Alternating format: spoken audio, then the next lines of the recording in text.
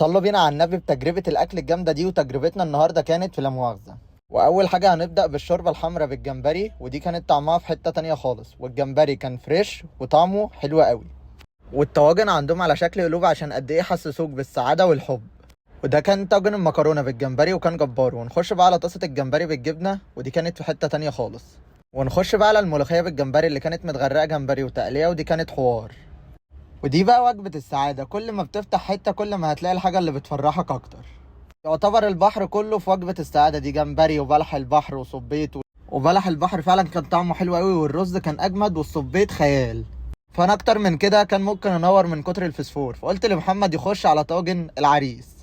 وزي ما انتوا شايفين الطاجن بيتكلم عن نفسه من كمية الحاجات اللي فيه، من بطارخ لجمبري والكلام ده كله. فمحمد اتهبل، فقال ياخد شوكة كمان. وهنا محمد بص لفوق وبدأ ينور كمان. ده سندوتش الجمبري الفرنساوي عليه صوص